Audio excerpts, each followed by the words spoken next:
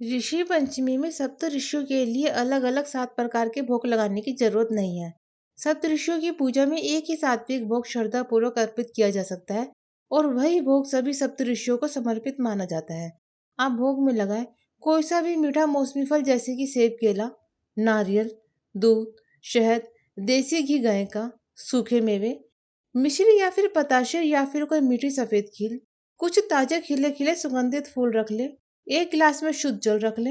इस व्रत में बिना हल चले उगने वाला अनाज जैसे कि सामक चावल, मोरैया बोलते हैं जिसको, उसका भोग आप जरूर लगाएंगे। यह सब भोग आप एक थाली में सप्तऋषियों के सामने रखकर एक देसी घी का दिया जलाकर सप्तऋषियों से भोग ग्रहण करें, ऐसी प्रार्थना करें।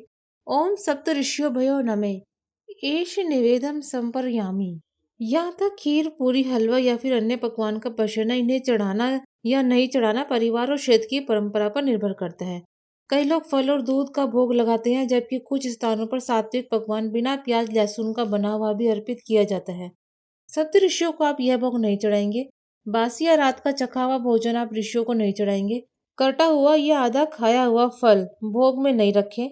सड़ा गला या खराब फल अर्पित नहीं करेंगे। गंदे या टूटे हुए बर्तन में नैवेद्य आप नहीं रखेंगे। भोग को पहले खुद चखकर ऋषियों को अर्पित नहीं करेंगे। बिना नहाए धोए, बिना स्वच्छता के भोग तैयार नहीं करेंगे। गुस्से, जल्दबाजी, अशुद्ध मन से भोग नहीं लगाएंगे। प्लास्टिक की थैली या पैकेट में ही भोग अर्पित नहीं करें, उसे साफ बर्तन में निकाल कर रखें। पूजा समाप्त होने से पहले भोग नहीं हटाएंगे। भोग का अनादर या अपव्यय नहीं करेंगे। बाद में उसे प्रसाद के रूप में श्रद्धापूर्वक ग्रहण करें।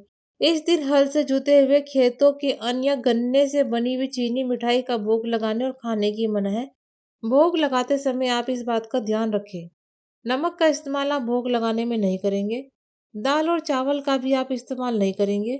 यहाँ ध्यान रखें कि अलग अलग क्षेत्रों और परिवारों की परंपराओं में भोग की सामग्री थोड़ी अलग हो सकती है। आप ऋषि पंचमी के दिन ओम सप्त ऋषिभ्यो नमः, ओम सप्त ऋषिभ्यो नमः मंत्र का जाप आप करते जाएंगे।